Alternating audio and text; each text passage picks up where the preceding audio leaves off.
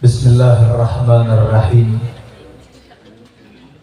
Assalamualaikum warahmatullahi ta'ala wabarakatuh.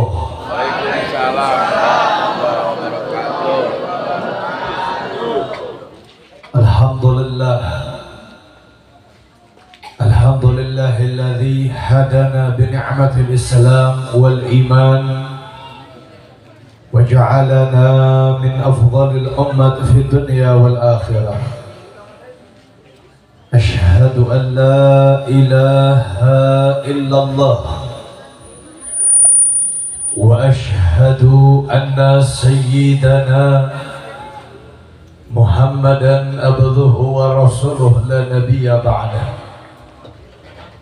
اللهم صل وسلم وبارك وكرم ومجد وعظم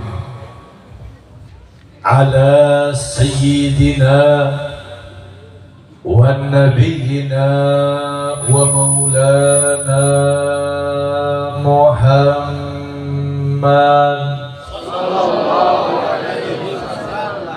الفاتح لما أغلق والخاتم لما سبق ناصر الحق بالحق والهدي إلى صراطك المستقيم وعلى آله حق قدره ومقداره العظيم يا فتاح يا الرزاق. أما بعد، الشرفاء والفضلاء جامع العلماء الآملين وللمشايخ وكل الأساتذة الذين يحضرون في هذا المكان المبارك ويحضرون في هذه الليلة المبارك، أشهدكم من أهل الخير وأشهدكم من أهل الجنة. Yang sama-sama kita muliakan, yang sama-sama kita hormati kepada segenap para alim ulama, para kiai, para asatidz, para ajengan, para sesepuh, para masyayikh, para tuan-tuan guru sekalian yang hadir pada kesempatan ini malam. Kita doakan mudah-mudahan para alim ulama kita, para kiai, para ustadz, para ajangan kita selalu senantiasa Allah panjangkan umurnya, Allah sehatkan jasmani dan rohaninya, Allah berkahkan langkah perjuangan dakwahnya. Begitu pula terkhusus kepada orang tua kita, akhina fillah wa syaikhi fillah Ajididin Ramal, kita doakan mudah-mudahan Allah panjangkan umur beliau, Allah sehatkan jasmani dan rohani beliau, Allah berkahkan setiap langkah perjuangan beliau. Amin ya rabbal alamin. Dan juga tak lupa kepada para aparatur pemerintah dari jajaran RT, RW, lurah, aparatur keamanan sipil dan non sipilnya, serta salam penghormatan saya sampaikan terkhususnya kepada seluruh jamaah hadirin wal hadirah, muslimin muslimat, mu'minin mu'minat, umatnya baginda Nabi besar Muhammad yang hadir pada kesempatan ini malam, yang berkumpul bersama pada ini tempat kita sama-sama mengagungkan Allah, kita membesarkan Allah, memuliakan Allah, kita mengagungkan nama yang diagungkan oleh yang maha agung, kita membesarkan manusia yang dibesarkan oleh yang maha besar, kita memuliakan seorang kekasih yang dimuliakan oleh yang maha mulia. Maka mudah-mudahan dengan keberkahannya kita hadir pada ini malam, dengan kemuliaannya syahrul mubarak wa syahrul maulidur rasul, tidaklah kita pulang dari ini malam kecuali seluruh dosa-dosa kita diampuni oleh Allah Subhanahu wa ta'ala. Dosa keluarga kita diampuni oleh Allah. Dosa ibu bapak kita diampuni oleh Allah. Dan mudah-mudahan bil barakatir rahmanir rahim tidaklah Allah cabut nyawa kita kecuali kita meninggal dalam keadaan husnul khatimah. Amin ya rabbal alamin. Ma'asyiral hadirin rahimakumullah. Jamaah yang dimuliakan oleh Allah Subhanahu wa taala. Hadirnya kita pada kesempatan ini malam tidak lain dan tidak bukan kita sama-sama memperingati Syahrul Mubarak, bulan yang dimuliakan oleh Allah Subhanahu wa taala, dan kita sama-sama memperingati Maulidur Rasul, yaitu Syahrul Maulid, yaitu bulan kelahiran daripada baginda Nabi besar Muhammad. Dan peringatan seperti ini adalah peringatan yang bukan hanya diadakan di Pasir Bata. Ini setiap tempat, setiap kampung, mau bulan apapun, terkadang masuknya bulan Maulid mereka sepakat sama-sama memperingati Maulidur Rasul. Mereka sama-sama memperingati daripada Maulid agungnya baginda Nabi. Bahkan bukan hanya di bulan Rabiul Awal, terkadang ada yang di bulan Jumadil Akhir saja masih merayakan Maulid. Bahkan sebetulnya ada juga yang di bulan Rajab, bulannya Isra wal Mi'raj, masih ada yang memperingati Maulid. Nah, ini pertanyaan, kenapa umat Islam begitu nyentrik dan begitu semangat dan begitu antusias atas peringatan Maulidnya baginda Nabi besar Muhammad? Maka jawabannya ikhwan rahimakumullah, hadirnya kita pada ini malam ini atas kebuktian cinta kita kepada baginda Rasul. Karena yang mengundang kalian hadir pada ini malam bukan saya. Saya nggak pernah mengundang kalian, ngajak kalian untuk hadir pada ini malam, nggak, saya nggak pernah. Yang mengundang kalian hadir pada ini malam, kalian hadir bukan karena undangan dari para ulamanya. Kalian hadir bukan undangan dari para kiainya, bukan dari para ustadz, bukan dari para ajengannya, bukan dari para panitianya. Tapi kalian hadir pada kesempatan kali ini, hadirnya kalian atas undangan dari Allah Subhanahu wa taala. Wa man yuridullahu khairan falyufaqihu fid-din. Orang-orang yang dikehendaki kebaikan oleh Allah, falyufaqih, maka akan diberikan jalan kemudahan menuju agamanya Allah Subhanahu wa taala. Dan dengan kalian hadir pada ini malam, maka menjadikan sebuah asbabiyah kalian adalah orang-orang yang diridhai oleh Allah Subhanahu wa taala. Amin ya rabbal alamin. Dan saudara ikhwan rahimakumullah, hadirnya kita dalam peringatan Maulid, perayaan kita merayakan dan kita dalam peringatan Maulid semata-mata kita selaku umat mengharapkan daripada syafaatnya baginda Nabi besar Muhammad. Ikhwani wa ikhwan rahimakumullah, ini saya ingin sedikit menyampaikan sebuah perkara yang terkadang menjadi sebuah kesalahpahaman dalam peringatan Maulidnya baginda Nabi.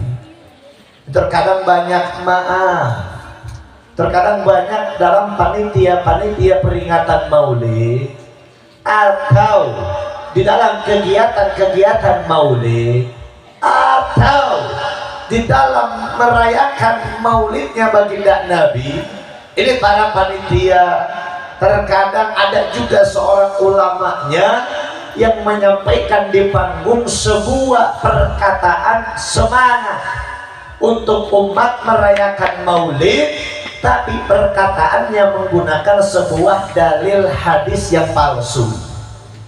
Ini mungkin kebanyakan dari kalian pernah mendengar hadis tersebut. Apa itu hadisnya? Maka hadis itu disampaikan, wa qala Nabi sallallahu alaihi wasallam, man azama maulidi kuntu syafi'an lahu yaumal qiyamah wa man nafaqa ila maulidi ajrahu kal jibal atau ghairu dzalik. Ini ada dalam penyampaian hadis-hadis yang sering disampaikan dalam perayaan Maulid. Hadis tersebut mengatakan, barang siapa yang merayakan maulidku, kata Nabi dalam hadis tersebut, kuntu syafi'an lahu yaumal qiyamah, maka aku akan memberikan syafaat kepadanya di yaumil qiyamah. Dan barang siapa yang mengorbankan hartanya dalam peringatan maulidku, kata Nabi, maka dia akan mendapatkan pahala sebesar gunung emas. Ini kalau kalian pernah mendengarkan perkataan seperti itu, pernah mendapatkan hadis seperti itu, maka ketahuilah, buka dalam setiap kitab sahihnya para hadis, buka dalam Sahih Bukhari, buka dalam Sahih Muslim, ini hadis tidak terdapat dalam kategori hadis yang sahih. Ini hadis adalah hadis munqati ala sanad, terputus daripada sanad perawi hadis tersebut, sehingga menjadikan itu hadis yang lemah dan tidak bisa dijadikan sebagai dalil. Contohnya apa? Hadis yang lemah. Contoh sering kita salah paham juga. Kadang umat ini kalau lagi bulan Ramadan sering mendengar puasa, kalau lagi bulan puasa sering mendengar perkataan an-naumus shaimul ibadah. Tidurnya orang yang puasa itu ibadah. Ini saya sampaikan, ini hadisnya dhaif. Tapi dalam hadis dhaif ini masih bisa, kalau hadis yang tadi masih bisa dijadikan sebagai fadhailul a'mal, sebagai kebaikan. Contoh, antum berpuasa di bulan Ramadan, zikir nggak bisa, beribadah nggak bisa, bersedekah nggak bisa, gawe unggal poe ngagibahkeun batur. Maka lebih baik HS daripada unggal poe maksiat. HS lebih baik daripada unggal poe ngagibahkeun batur. Tapi bukan HS disunggal tiba da subuh nepi ka asar lain. Eta lain teh ceritana eta mah. Puasana ngangeunahan teuing eta mah.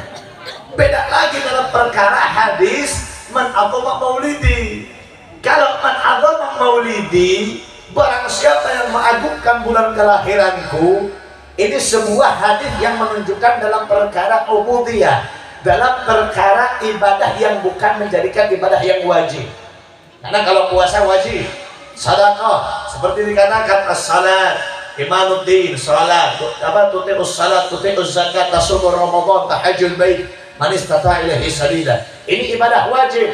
Ketika ada hadis dhaif yang mengkategorikan ibadah wajib, maka itu bisa dijadikan sebagai fadhailul amal.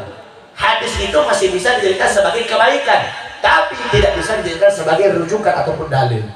Adapun mengenai hadis perayaan Maulid, Maulid ini bukan ibadah yang datang dari perintah, bukan ibadah seperti yang layaknya sholat secara zahiriyahnya. Jadi ketika hadis tersebut digunakan sebagai pendukung untuk merayakan Maulid, maka bakal mendapatkan titik lemah, sudah. Karena di akhir zaman seperti sekarang banyak orang-orang yang disabdakan oleh Nabi Shallallahu Alaihi Wasallam. Jadi suatu ketika para sahabat di zaman dahulu itu sangat kagum dan berkata kepada Rasul, wahai Rasul, sungguh ta'ajabna birrajulin, ta'ajabna bis salah, wa ta'ajabna bis sadaqah, wa ta'ajabna bil zikir.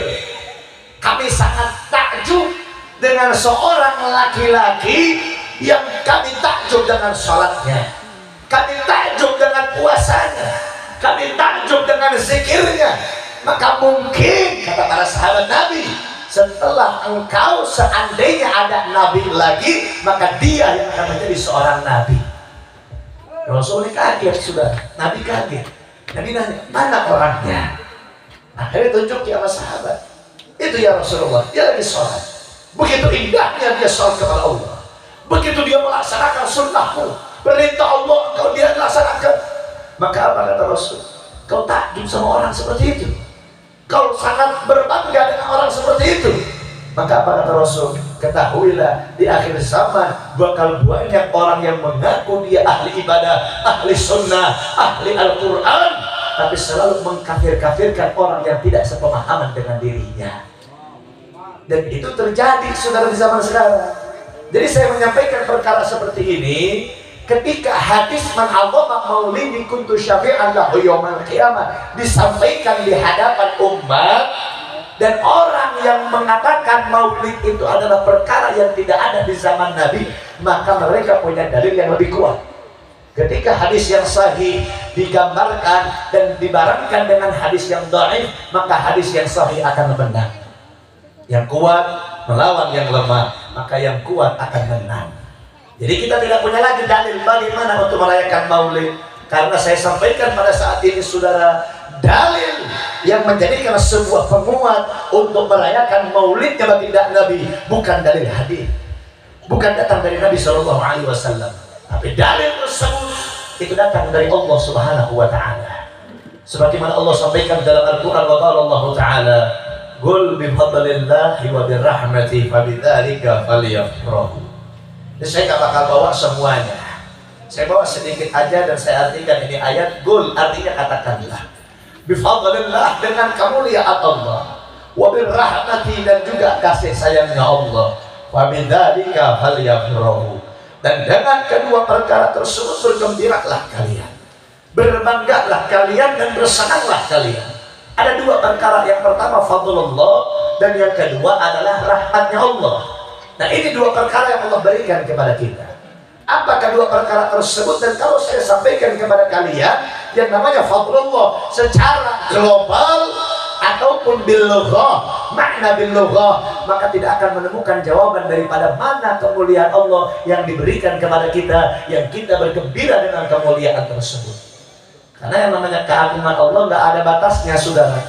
Keagungan Allah itu besar. Allah ciptakan surga, itu tanda keagungan Allah. Allah ciptakan dunia, itu tanda keagungan Allah. Allah ciptakan manusia, binatang, hewan, itu tanda keagungan Allah. Ar-Rahman Ar-Rahim Al-Malikul Quddus As-Salamul Mu'minul Muhaiminul Azizul Jabbar Al-Mutakabbir. Itu semua tanda keagungan Allah. Nggak ada sebuah batas dalam keagungan Allah. Lalu keagungan Allah yang mana yang dimaksudkan dalam ayat tersebut? Maka sebagaimana dijelaskan dalam kitab tafsirnya para ulama, mau Jalalain, mau Jailani, mau Athur-Manthur bitafsiril ma'thur, karangan Imam Ibnu Abbas, mau Jami'ul Bayan, mau daripada Ma'alimut Tanzil, mau kitab tafsir-tafsir karangan Imam Fakhruddin Ar-Razi, jumhurul ulama, mayoritas ulama, arba' madzahib, di dalam 4 madhab itu semua sepakat, saudara. Sepakat bahwasanya apa? Fadlullah fi hadhil ayat, kemuliaan Allah di dalam ini ayat bukan surga dengan nikmatnya, dunia dengan indahnya alam, tapi fadlullah fi hadhil ayat fahuwal Qur'an, yaitu kullu kalam Allah, yaitu adalah Al-Qur'anul Karim. Alhamdulillah, itu fadlullah. Nah, ada pun yang kedua, ini yang menjadi dalil yang kokoh, saudara. Ini yang menjadi dalil yang kuat, yaitu rahmatnya Allah, yang kita diberikan rahmat tersebut, maka kita wajib bergembira dengan adanya itu rahmat. Apa rahmatnya Allah? Rahmatnya Allah ini yang membuat kita mulia. Rahmatnya Allah ini yang membuat kita masuk dalam surga. Lamun cek Sunda kasar nama, sia asuka surga lain kusabab sholat. Sia asuka surga lain kusabab sholako, lain kusabab zakat, lain kusabab puasa lain. Tapi sia sakabeh jamaah di dia asuka surga lantaran kusabab rahmat Allah Subhanahu wa ta'ala. Apa itu rahmat Allah? Rahmat Allah yaitu Allah menjadikan kalian umatnya baginda Nabi besar Muhammad. Beres pengajian ada yang salah tangga. Si ibu-ibu ngomong ke babaturan untuk hadir pengajian. Cek dengikeun kamari menang ilmu ti Habib. Naon cek? Cek Habib kamari urang masuk ke surga. Teh lain kusabab salat berarti ari naon urang salat. Itu gitu. Ini semua jamaah saya sampaikan ke kalian semua. Kalian semua yang duduk pada ini malam, saya jamin kalian masuk dalam surga Allah. Amin. Wah, si Habib ngajakin kurang masuk ke surga. Buka kunci surga. Bukan berarti saya punya kunci surga, bukan. Tapi yang saya katakan, saya jamin kalian masuk dalam surganya Allah karena keimanan yang akan membawa kalian masuk dalam surganya Allah. Keimanan kalian kepada Allah, keimanan kalian kepada Nabi, walaupun itu keimanan sekecil biji gandum, itu keimanan akan tetap membawa kalian masuk dalam surganya Allah. Tapi satu aja masuk ke surga dilelapkan heula di neraka. Suseulah beak heula dosa-dosa. Gus beak kabeh dosa kan masuk ke surga insyaallah. Maka mudah-mudahan kita masuk dalam surga tanpa masuk dalam neraka. Amin ya rabbal. Nah, jadi rahmatnya Allah ini yang Allah berikan kepada kita dengan Allah menjadikan kita umatnya baginda Nabi besar Muhammad. Tadi saya sebut di awal, alhamdulillahilladzi hadana bi ni'matil Islam. Itu salam pembukaan saya. Alhamdulillah, segala puji bagi Allah yang telah memberikan kita nikmat Islam wa ja'alana min afdhalil ummat fid dunya wal akhirah, dan telah menjadikan kita afdhalul ummat, paling afdalnya umat fid dunya wal akhirah, dunia dan akhirat. Bagaimana tidak, saudara? Kemuliaan yang kita dapatkan pada kesempatan kali ini kullu minallah wa bi kulli rasul sallallahu alaihi wasallam. Kemuliaan yang kita dapatkan itu datang dari Allah, dan Allah berikan kemuliaan tersebut karena kita ikatannya kita kepada baginda Nabi besar Muhammad. Bagaimana tidak, sudah dikisahkan dalam kitabnya Afdhalul Ummat Khasa'is Ummat Muhammadiyah. Bagaimana tidak, umat-umat terdahulu itu ketika mereka melaksanakan ataupun melakukan sebuah dosa, maka tidak ada yang namanya inkisyaful aurat, ataupun tidak terbuka namanya inkisyaful dhunub. Tidak terbuka, maaf, tidak tertutup yang namanya dosa di antara manusia. Kalau sekarang kita kumpul pada ini malam, kalian pakai kerudung, kalian pakai kopiah, ada yang pakai sarung.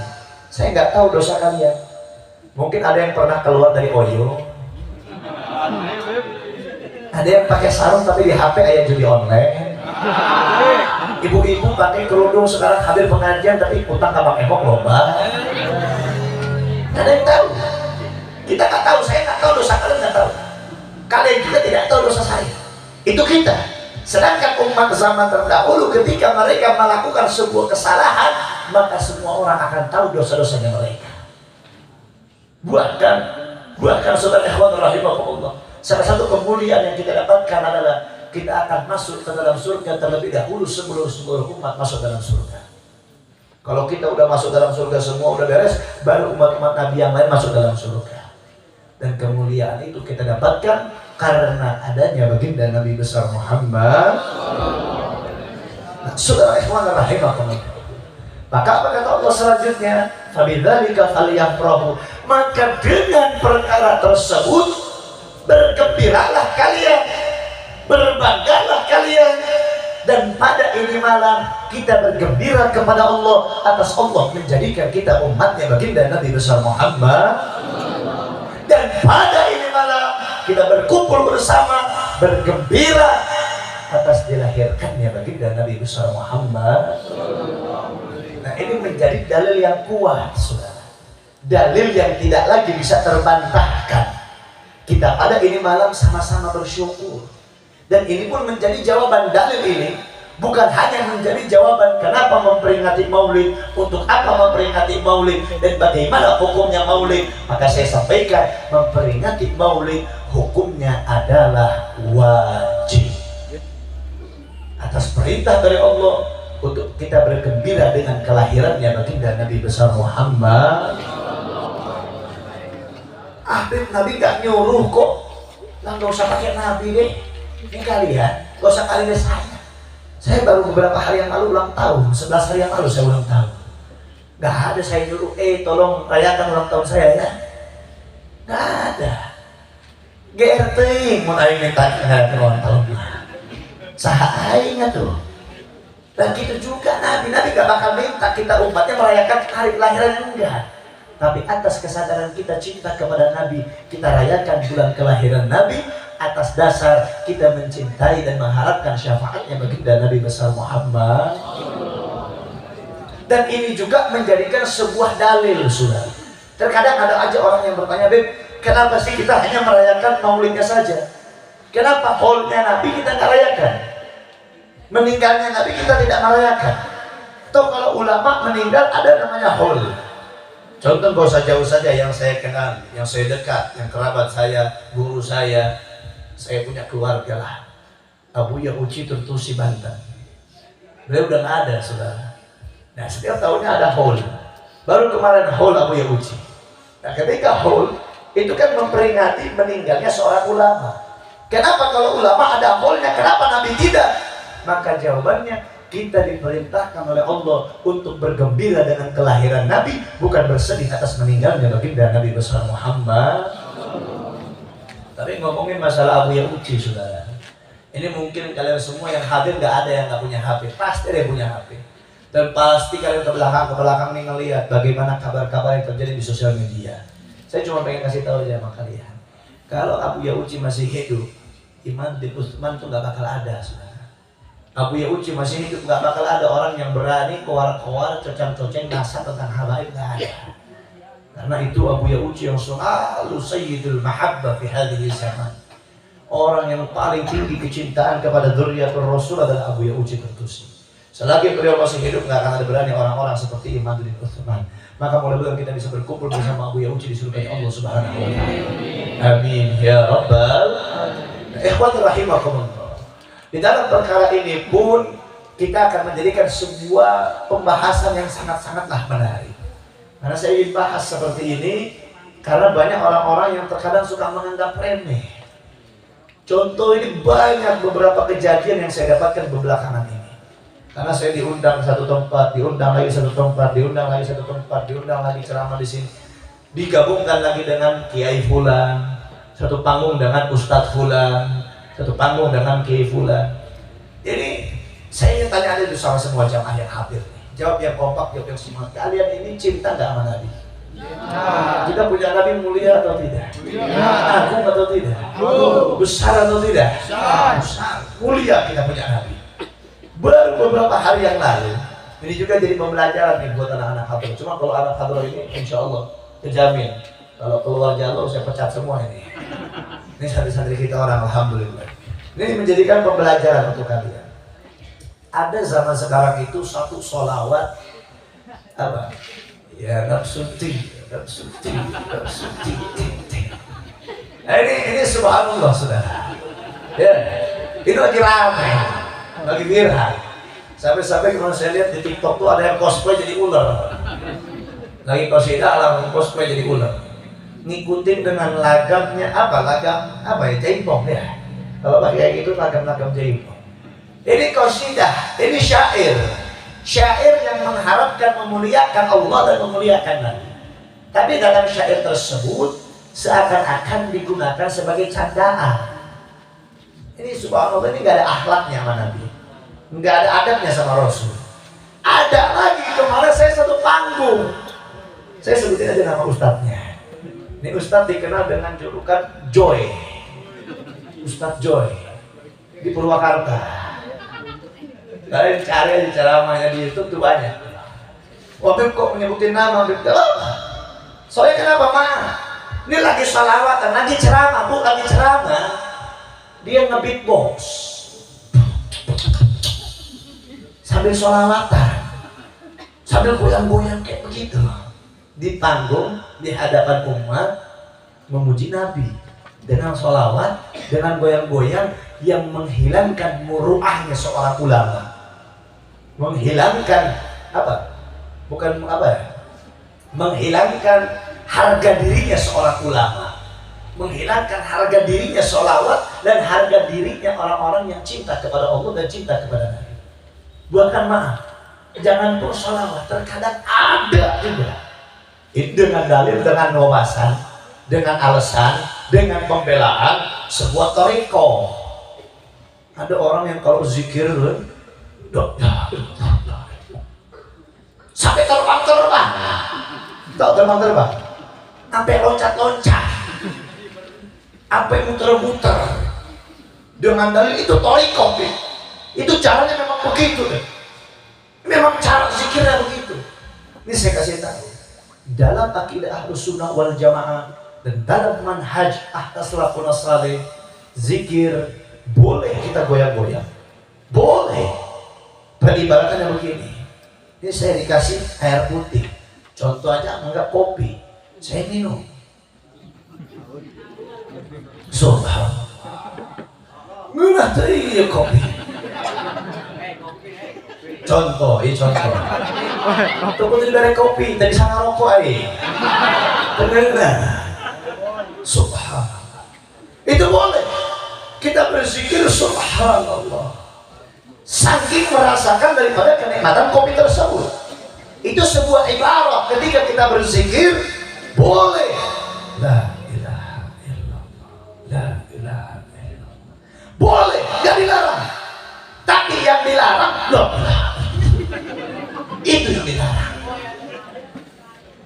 Sampai-sampai saya melihat kadang ada yang perempuan zikir kayak begitu apa? Itu zikir atau kerasukan setan? Ujung-ujung aing mau. Ini kan gak ada. Ini sebuah tidak ada ajaran dan tidak ada sebuah nisbat ajaran dari seorang guru, seperti nggak ada.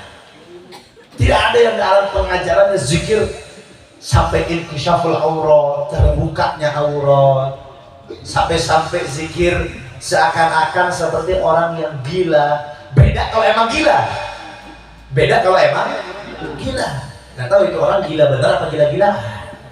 Nah, makanya hati-hati ikhwan rahimahullah. Ini akhir zaman, pada Allah subhanallah. Ini kita kalau ngomongin masalah Nabi, kita ngomongin masalah maulid, nah kita pasti tidak akan lepas damai nama akhir zaman. Karena kita punya Nabi adalah akhirul anbiya, penutupnya bagi para Nabi, penutup bagi para Rasul. Dan Nabi dilahirkan, apa kata Nabi? Ketika dilahirkan, dunia dengan kiamat itu seperti telunjuk sama jari tengah, saking dekatnya. Dan ketika kita lihat apa fenomena yang terjadi di zaman sekarang dengan kesesatan yang begitu beraneka ragam. Sampai kemarin saya bakal sebut juga namanya. Siapa? Buya Syakur.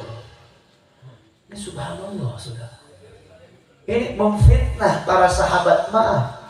Dalam statementnya kalian lihat di sosial media, ada satu ceramah Buya Syakur yang mengatakan Sayyidina Umar membunuh daripada Sayyidina Fatimah. Coba kalian bayangkan. Ini ada sebuah statement pemecah belah antara para sahabat. Maka saya katakan, ini Abuya Syakur ini, saya nggak apa Syakur ini saya sebut namanya Syakur ini. Dalam setiap statement dia, dalam setiap ceramah dia, itu mengarah kepada yang namanya Syiah. Itu mengarah ke dalam Syiah. Dan apa? Syiahnya dia ini, Syiahnya itu Syiah yang apa? Yang gampang seperti bunglon. Jadi kalau lagi kumpul sama kita ngakunya Ahlus Sunnah wal Jamaah. Tapi kalau di luar itu mencela sahabat Nabi. Bayangkan, Sayyidina Abu Bakar, Sayyidina Umar difitnah membunuh Sayyidina Fatimah. Sayyidina Utsman difitnah membunuh Sayyidina Fatimah. Bahkan ada lagi yang mengatakan Abdullah bin Abu Bakar adalah orang yang membunuh Sayyidina Ali. Ini subhanallah, subhanallah. Ini fitnah yang begitu kejam sehingga propaganda antar kisah para sahabat digunakan, disampaikan kepada kita agar kita percaya dan benci kepada para sahabat Nabi. Siapa kalian ingin benci kepada sahabat Nabi? Apakah sholat kalian lebih baik dari sahabatnya Nabi? Kalian tidak pernah berjumpa dengan Nabi, tapi para sahabat Nabi pernah berjumpa dan bertatap muka langsung dengan baginda Nabi. Ini saya sampaikan kepada kalian, sumpah ini fitnah di akhir zaman udah betul-betul, udah buahnya. Dan apa kata saya punya guru? Ini saya kasih tahu sedikit sebuah rahasia yang saya bakal kasih tahu kepada kalian. Mungkin kalau sama anak-anak majelis saya sering ngomong dalam kegiatan-kegiatan majelis saya setiap rutin. Kalau saya lagi ada, saya sering ngomong. Kalau sama umat umum saya jarang ngomong. Cuma kalau udah kejadian ya udah saya ngomongin aja. Saya kelahiran Sumatera, saya besar di Bogor, saya tinggal sekarang di Ciamis. Saya pindah ke Ciamis bukan atas keinginan saya.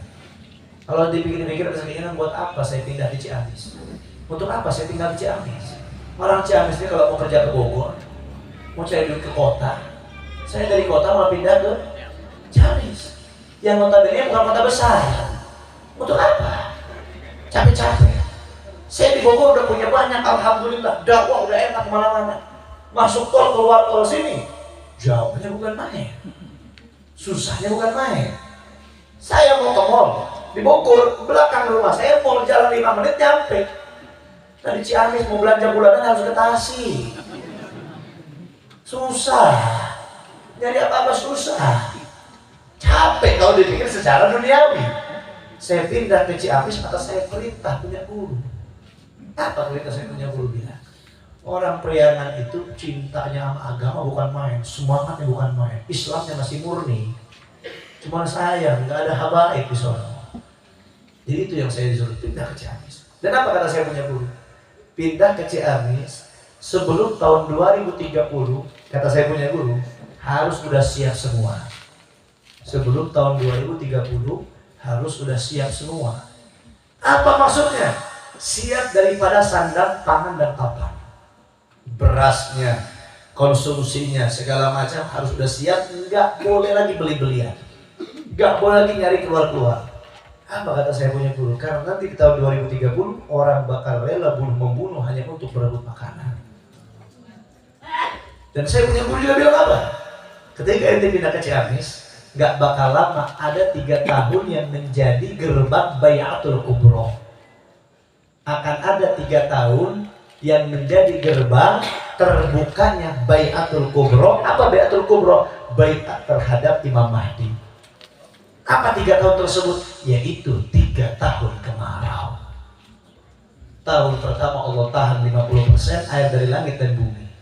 Tahun kedua Allah tahan 75% air dari langit dan bumi. Dan tahun ketiga Allah tahan 100% air dari langit dan bumi. Sekarang kemarau udah ada apa belum? Udah ada. Berapa bulan kemarau sekarang? 4 bulanan ya? Padahal notabene-nya kemarau sekarang di bulan berberan. September, Oktober, yang biasanya dari dulu berberan itu hujan. Aneh atau tidak? Aneh. Nah, saya nggak bilang ini tahun pertama, saya nggak bilang. Saya nggak bilang ini tahun yang pertama, saya nggak bilang. Oh, ini produk Israel, saya nggak mau. Ini Zionis ini. Nah, saya nggak bilang itu tahun adalah tahun yang pertama. Tahun sekarang saya nggak bilang tahun ini tahun yang pertama, saya nggak bilang.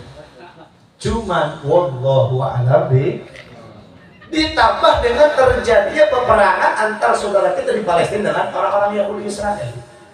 Jadi saya kasih tahu sama kalian, peperangan di Palestina itu bukan hanya sekedar peperangan memerebutkan tanah, bukan hanya peperangan antar Islam Yahudi, bukan. Ini peperangan yang serius, saudara. Yang direbutkan adalah Baitul Maqdis. Saya tanya, Baitul Maqdis tempat Rasul berangkat Hijrah wal Mi'raj, betul atau tidak? Betul. Nabi dilahirkan di Mekah, Nabi hijrah ke untuk apa ke Masjidil Aqsa? Secara logika ayo kita pikir sama-sama. Untuk apa ke Masjidil Aqsa? Capek-capek, dan kenapa harus dari Masjidil Aqsa berangkat dari bumi untuk ke langit Allah? Untuk apa? Ngapain harus ke Masjidil Aqsa? Dalam riwayat yang lain, Nabi Daud melakukan doa di sana. Dalam riwayat yang lain, cincin Nabi Sulaiman yang bisa menjadi pengatur antar 2 alam, antar 2 dimensi terkubur dalam di bawah Masjidil Aqsa. Jadi saudara, yang direbutkan di saat itu adalah apa yang ada di bawah Masjidil Aqsa. Karena orang Islam ingin menjaga dan orang Yahudi ingin merebutkan. Kenapa orang Yahudi ingin merebutkan? Karena disitulah akan disembelih Baqaratul Khamra, sapi merah. Yang ketika sapi merah disembelih di situ, maka itulah penjamuan untuk menyambut daripada Dajjal la'natullah alaih. Itu yang direbutkan, saudara. Dan subhanallah, kalau kita kaitkan antara satu dengan yang lain, maka semuanya akan terkoneksi. Maka saya punya guru lagi menambahkan, dan tidaklah bakal terjadi di zaman tersebut kecuali seluruh zaman Nabi terjadi pada zaman yang sama. Seluruh zaman Nabi terjadi di zaman yang sama. Zaman Nabi Adam kita bahas dulu, Qabil Habil, adik beradik saling bunuh-membunuh. Zaman sekarang ada apa enggak? Ada. Karena berebut harta warisan. Zaman Nabi Nuh, suaminya Nabi, istri ngebangkang. Zaman sekarang istri ngebangkang ada apa enggak? Ada. Anak ngebangkang ada apa enggak?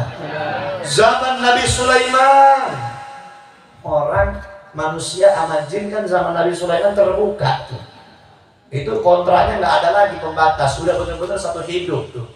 Nabi Sulaiman mampu memerintahkan jin, mampu memerintahkan ifrit dan segala macam yang lainnya. Zaman sekarang manusia bekerja sama jin ada apa enggak? Ada. Ngaku Islam tapi bawa sesajen. Ada banyak kayak begini. Banyak, subhanallah. Kemarin saya melihat ada beberapa fenomena ya mah. Karena nggak hujan akhirnya apa? Motong gagak hitam. Habisnya darahnya tuh dipakai di batu, terus pakai apa sih? Menyan. Tapi yang menyanyi itu bukan menyanyi Arab, menyanyi yang stick begitu. Sambil begini minta hujan, ya kayak begini. Terus ada lagi maaf, ini kadang nih umat Islam yang saya kasih tahu. Banyak di rumah-rumah kalian. Saya beberapa kali tempat isi acara sering saya ketemu. Ada di rumah-rumah itu wafat, pakai bingkai. Kurang lebih kalau nggak salah warnanya hijau. Itu tuh ada lafaz-lafaz kalam Allah. Ada asma Allah. Terus di tengah-tengahnya ada nama tulisan kitmir. Ini kalau kalian ketemu, kalau kalian punya, hancurkan dan buang. Bakar. Karena itu ikatan antar manusia dengan jin Islam. Hati-hati. Itu syirik kalian kepada Allah. Masa nama Allahnya kecil, nama kitmirnya gede? Kitmir nama anjing, saudara. Nama anjing Ashabul Kahfi. Ini adalah wafak penistaan kepada Allah. Dan banyak juga orang-orang yang kadang apa? Kalau lagi kerjaan bawa penglaris, lagi jualan bawa penglaris. Ada juga berapa kali saya nemukan orang-orang yang punya warung deket-deketan, warung sembako, saling kirim santet satu sama lain. Ada yang ngirim tanah kuburan lah, kata bakat. Ini umat Islam zaman sekarang nih apa ya? Mereka lebih percaya dengan sesuatu hal yang instan daripada percaya kepada Allah. Syirik ini namanya. Ada terjadi zaman sekarang, betul atau tidak? Zamannya Nabi kita, zamannya Nabi Muhammad SAW. Apa maksudnya? Sahabat orang yang mulia, yang surganya dijamin oleh Nabi, asyrah mubasyirina fil jannah, dicaci dan difitnah. Mereka bukan hanya dicaci tapi dibunuh. Cucunya Nabi, Sayyidina Hasan, Sayyidina Husain dibunuh. Siapa yang bunuh? Siapa yang fitnah? Bukan orang kafir, bukan orang lain. Orang terdekatlah yang membunuh asyababul jannah, pemuda surga yang dijamin oleh Allah dan Rasul masuk dalam surga. Yang membunuh adalah orang Islam. Jadi zaman sekarang kalau saling caci maki satu sama lain, fitnah sana fitnah sini, itu semua terjadi di zaman sekarang. Ulama saling betul-betul satu sama lain, kiai saling betul-betul satu sama lain. Udah terjadi semua zaman sekarang. Dan ditambahkan omongan saya punya guru di akhirnya apa? Di tahun 2004 telah dilahirkan di Makkah, saya lupa di Makkah atau di mana saya lupa, telah lahir seorang anak bayi bu, lahir baru brojol, nggak nangis. Dia langsung berbicara fasih dengan fasihnya bahasa Arab. Ana rajulan sa'aqtulu min dajjal wa ba'dahu la yastati abadan. Kalau tidak salah perkataannya seperti itu.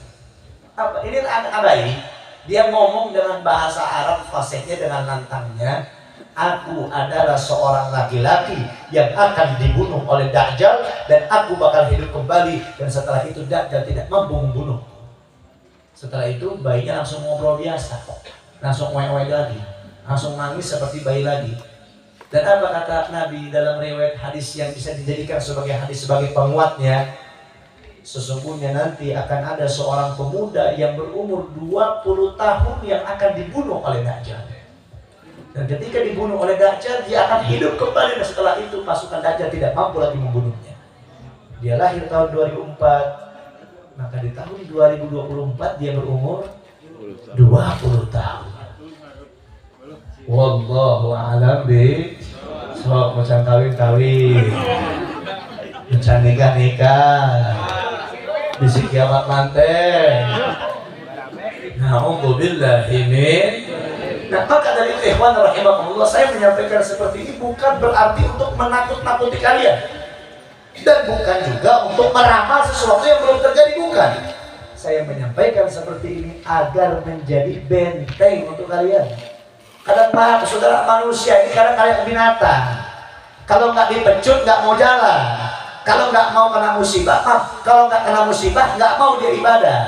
Kadang begitu umat ini, manusia itu. Kalau lagi senang jarang mau ibadah, lagi susah baru dia ibadah. Lagi kena musibah baru dia ibadah. Lagi punya utang baru ibadah. Udah senang, udah nggak punya utang, udah wah bahagia, jauh dari Allah. Itu kadang manusia begitu. Nah, makanya saya menyampaikan seperti ini agar menjadi penyelamat dan penyemangat buat kita. Nggak usah ngomongin akhir zaman, nggak usah ngomongin sesuatu hal yang belum pasti kapan datang. Tapi ingat, Bu, saya tanya ibu pulang dari sini nih, contoh, ibu ke rumah ke sono, ibu kepleset di sini, gara-gara ngantuk pas mau naik nggak jadi, jatuh, meninggal, bisa apa enggak? Bisa lah, mau takdir nama bener. Tong karena kepleset, kalau minum cai kesedak meninggal bisa. Punten Bu, ibu meninggal, si bapak bisa kawin lagi Bu. Nggak benar. Pak bapak meninggal, si ibu ngenah, ya saya menang harta waris. Kawin deh. Nah yang ada orang. Punten Bu, punten. Urang pahe. Tetangga berpergauli-gauli. Gak ada tetangga yang peduli sama kita. Gak ada. Paling peduli cuma nganterin ke kuburan sama tahlil. Tahlil juga kadang suka ada yang nganterin besek doang. Proyek tahlil. Kakak beradik saudara kita. Ibu kalau punya saudara banyak, jangan senang Bu. Belum tentu saudara ibu kalau ibu meninggal senang. Apa maksud bersedih? Belum tentu. Banyak ketika kita meninggal saudara kita malah merebutkan harta warisan kita. Gak ada yang begitu. Tapi seorang anak mual poho akolok nanti kayak hawa mual. Maka ibu yang menjadikan penjamin untuk kita, yang menjadikan penjamin untuk kita adalah seorang anak. Zaman sekarang maksiat apa Bu yang gak ada? Maksiat zaman sekarang apa? Yang gak ada. Yang muda-muda main judi online bisa. Slot, Zeus, Maxwin, nanti yang hoka. Ya, lain darinya hoka siangnya.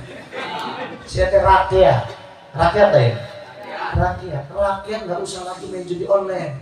Kan udah diwakil sama wakil rakyat.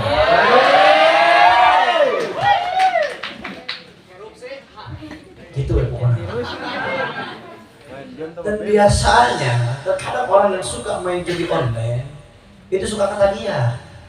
Benar apa enggak? Nanya pemain. Yang duit ngadepo apa? Ngajual motor jeung ngadepo. Geus teuing ngajual HP.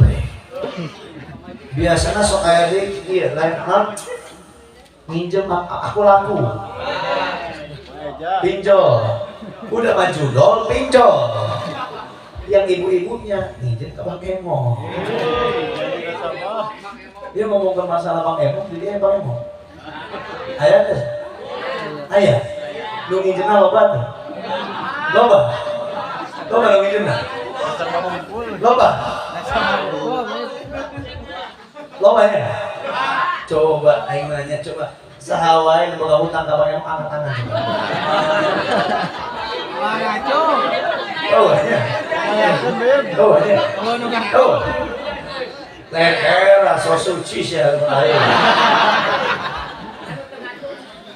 Terus kewe koeng doakeun nanya saha wae nu boga hutang ka Bang Emo koeng doakeun sing dilunaskeun hutangna. Amin boga hutang. Ya tadi aya pakunya, mana paku? Iya pakunya. Berarti ini desa-desa apa? Pasir Bata. Ya, mau ya paku ya. Ya, kepada Bapak Lurah yang terhormat. Bukan kami sih, saya meminta dan menyerukan kepada masyarakat Pasir Batang dan insya Allah masyarakat Pasir Batang setuju untuk membuat satu peraturan tegas, membuat baleho sing gede, taruh di pinggir jalan, taruh di belakang kampung. Di baleho tersebut tertulis Bang Emo dilarang masuk ke desa Pasir Batang. Setuju? Tapi nggak ngomong kos itu, nggak peraturan kos itu, komentar kita fokus ya. Karena kayak oke, jangan paku ngelarang lain pakunya, dia mah kejadiannya benar nih, nyata ya di Banten. Mau di Ciamis, mau di Tasik kan ngarang kepala desa mah kuunya, mau di Banten ngarang Jaro mau di Banten mah. Jadi ayah saya Jaro, terus nyen peraturan kos gitu, saya ngomong, isu karena ayah datang ke imahnya, jangan terus ke Jaro, mau bang Emo terasup ke dia, jangan terus saya ingin dibuat cia. Iya nya poin benernya ke pajaro biasanya sok aya 2 jelema nu sok ujuk-ujuk leungit. 2 jelema ciri-ciri nu sok ujuk-ujuk leungit. Naon wae jelema teh? Nu kahiji jelema nu keur loba duit. Leungit wae. Keur dibutuhkeun leungit. Keur loba duit pokona mah sorangan wae loba duit. Nu kadua nu boga hutang. Teu sok leungit. Datang teh ngomong kieu. Pencet 100. Ujuk-ujuk leungit. Seakan-akan di dalam bumi dia. Ini subhanallah. Ini saya kasih tahu ibu, ya, atau nggak bapak, ya saya kasih tahu. Kalian kalau masih ada yang namanya riba, ini riba itu dianggap remeh, tapi dosanya itu dosa sangat besar. Itu riba. Ini saya kasih tahu sama kalian, dosanya riba. 1 dirhamnya riba. Dirham itu kurang lebih kalau zaman sekarang mungkin ya kalau nggak salah 4 atau 5 ribuan rupiah. 1 dirham. Saya lupa lah untuk nominal pastinya. Anggap aja 5.000. Anggap aja lurus 1 dirham 5.000. Kita anggap saja.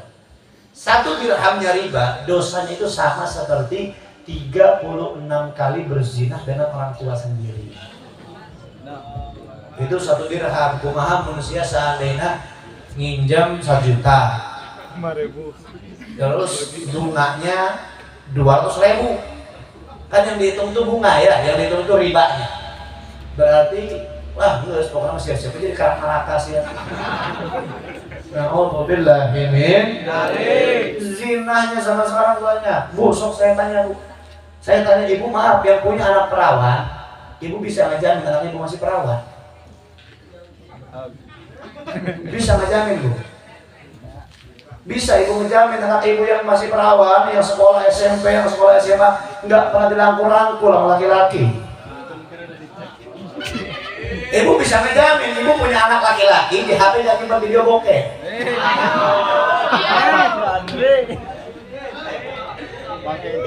Ibu bisa ngejamin anak ibu yang laki-laki gak mabuk, gak main judi, gak merusak anak perempuan. Gak ada yang bisa ngejamin Bu. Betul atau tidak? Betul. Makanya saya sampaikan pendidikan yang paling penting di zaman sekarang yaitu adalah pendidikan agama. Itu yang paling penting. Nah, zaman sekarang banyak orang-orang tua ini lebih memilih anaknya berhenti dari madrasah daripada berhenti dari sekolah. Betul atau tidak? Oh. Sedangkan maaf di sekolah apa yang kalian dapatkan? Ijazah. Zaman sekarang ijazah bisa dibeli, bisa nembak, asal punya duit. Terus juga maaf, nggak pakai ijazah kerja masih bisa. Tuh yang ijazahnya SD aja bisa jadi presiden.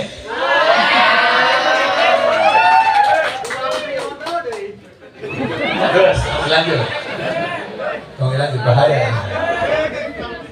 Nah intinya sama sekarang banyak di luar sana orang-orang yang nggak punya ijazah tapi banyak duitnya, berjaya dia. Dan banyak ijazah S1, doktor, insinyur yang mana ijazahnya malah jadi wadah gorengan. Jadi tukang ojek. Banyak Bu. Apa yang dari sekolah? SD, SMP, SMA, ijazah bisa dibeli. Ilmu agama bisa dibeli. Tidak bisa. Tidak bisa. Ilmu agama bisa dibeli. Tidak bisa. Maka saya sampaikan untuk apa? Saya bukan melarang ya. Saya bukan yang melarang. Kalian punya anak sekolah silahkan. Nggak saya larang.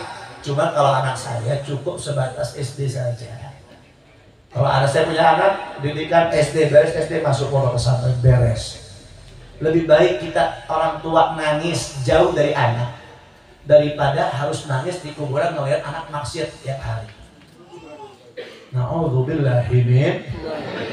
Makanya, apalagi kalau ibu punya anak perempuan, lu anak perempuan mau sekolah doktor, insinyur, profesor, ujung-ujung lagi dapur lah udah, ngurusan salaki. Nah, untuk manfaatnya ijazah. Capek-capek ngejar dunia, tapi lupa apa yang cintai dunia. Na'udzubillahi min. Ya sudah, ini yang saya satu sampaikan kepada kalian. Kalau bukan sekarang, mau kapan lagi? Kalau bukan kita, mau siapa lagi? Siapa yang bisa menjaga kita kalau bukan diri kita masing-masing? Siapa? Saya nggak bisa menjaga kalian. saya ngejaga diri karena susah, saya ngejaga keluarga saya karena susah, mau ngejaga kalian, wah capek. Saya mah cuma bisa nasihatin doang, ngomong di panggung maaf seminggu ke depan boro-boro sih inget kayaknya cara mah aing.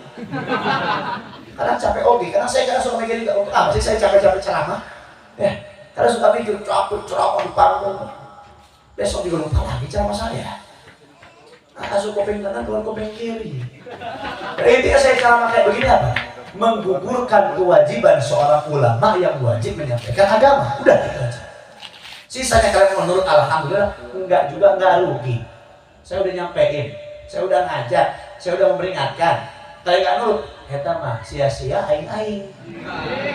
Gitu ketika we kapanggih, entah sia masuk surga aing masuk neraka atau aing masuk surga sia masuk neraka. Ya pokoknya lamun kapanggih di pertigaan saya hello aja lagi. Ngajakan. Mun seandainya contoh kitunya aing ka neraka sia asup ka surga. Kapanggih jeung aing. Bip ning kitu euy. Salah jalan aing. Ya geus kita sia. Nah, mun si asup ka surga tompoh we ka Allah. Nah, ente bisa asup ka surga eta lantaran ku si Reza. Ajak aing diajak ku sia. Tapi mau seandainya aing asup ka surga sia asup ka neraka.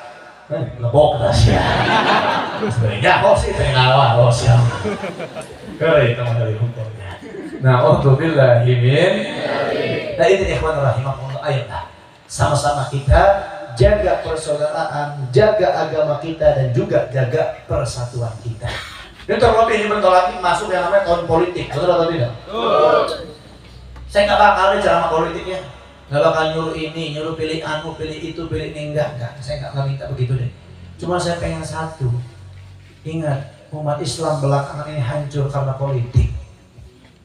Negara kita hancur karena politik. Ini sebenarnya nggak pantas kayak begini. Karena saya suka melihat ada kiai sama kiai yang saling lomba-lombaan, ngejar partai. Ini saya kasih tahu sama kalian ya. Kalau kalian melihat ada kiai, ada ustadz, ada ulama, ada habib, iman sama partai, itu bukan ulama, itu bukan kiai, tapi anjing-anjingnya partai. Anjing beda harta tuh, matuh tuh. Ulama diberi duit ke partai tak ada, matuh tuh. Berarti lamun tos kitu mah iman ke partai. Duitna beureum, imanna beureum. Nu mere duit partai beureum, iman ke partai beureum. Nyaho beureum. Kumaha barudak? Well, kumaha. Saya ngorong geus laku. Well, lain naon. Alhamdulillah. Nah ini yang satu saya pesankan kepada kalian. 2024 heug wae si naon heug aing teu ngalarang ngentong dijadikan politik sebagai bahan permusuhan. Jangan karena politik di Pasir Batang ada 2 kubu nanti, ada 3 kubu nanti. Akhirnya saling musuh jelek-jeleknya satu sama lain. Nggak sama. Ingat pesan Indonesia, yaitu persatuan Indonesia. Dan ingat pesan Allah dalam Al-Quran, bersatu dari Allah. Jangan sampai terpecah belah. Ingat, yang bisa menghancurkan Indonesia bukan orang di luar Indonesia, tapi warga Indonesia itu sendiri. Yang bisa menghancurkan agama Islam bukan orang Nasrani dan Yahudi, tapi orang Islamnya itu sendiri. Maka ikhwan rahimakumullah, mudah-mudahan kita semua dijaga di tali Allah dan juga mudah-mudahan kita dijaga dari fitnah akhir zaman. Amin ya rabbal alamin. Saudara ikhwan rahimakumullah, lantaran udah setengah 12 di Pasir Batang ngomongin ngaji, makan las tuliknya. Nyawa las tulik. Jam 11 nyatu balik. Ini masih jam setengah 12 balik ya. Insyaallah mudah-mudahan apa yang saya sampaikan manfaat buat kita semuanya. Dan juga sebelum kita tutup, ayo sama-sama kita sholawat.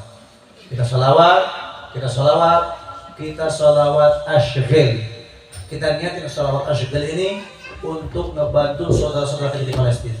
Kalau kalian nggak bisa bantu duit, nggak masalah, minimal bantu doa. Kita yang niatin baca sholawat asyghil biar Allah hancurkan ini orang-orang Israel. Amin ya rabbal alamin. Terus saya juga minta wasiat. Ini wasiat saya. Ini wasiat saya pribadi. Ini kalau di sini ada yang punya pondok pesantren, ada yang punya santri berapa orang pun, tolong khatamin Bukhari. tolong adakan kegiatan khataman Bukhari dalam satu waktu ya, bukan istirahat dulu, bukan, dalam satu waktu. Contoh, khataman Bukhari dari pagi beres sore, itu nggak ada berhentinya, gas nonstop terus. Niatin khataman Bukhari buat saudara-saudara kita di Palestina. Ini subhanallah, salah satu karamah daripada Imam Bukhari. Ini kemudian Imam Bukhari. Niatin, insyaallah mudah-mudahan saudara-saudara kita di Palestina Allah berikan kemenangan. Amin. Kita baca salawat asghil sambil nanti ada yang mengelingkan sorban. Saya juga mengajak semua jamaah bersedekah. Buat siapa? Untuk insyaallah renovasi Masjid Al-Mubarak. Insyaallah. Ini mudah-mudahan apa yang antum kasih bakal menjadi manfaat buat antum dunia dan akhiratnya. Amin ya rabbal alamin. Kita baca salawat asghil sama-sama. Allahumma shalli ala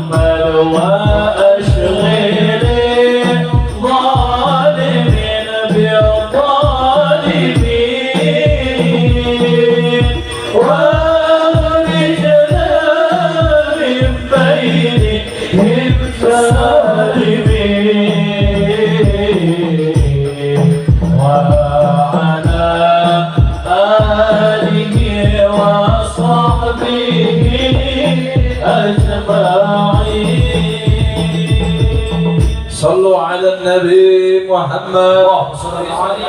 Sebelum saya tutup, saya mau minta doa dari semua jamaah. Doakan, alhamdulillah saya punya istri sekarang kandungannya udah 6 bulan. Doain biar lahirannya lancar, sehat walafiat, dan juga mau anak laki-laki atau perempuan mudah-mudahan soleh-solehah. Amin ya rabbal alamin. Insyaallah mudah-mudahan apa yang saya sampaikan ada manfaat buat kita semuanya, ada keberkahan yang bisa kita dapatkan pada ini malam. Mudah-mudahan insyaallah kita bisa berjumpa kembali.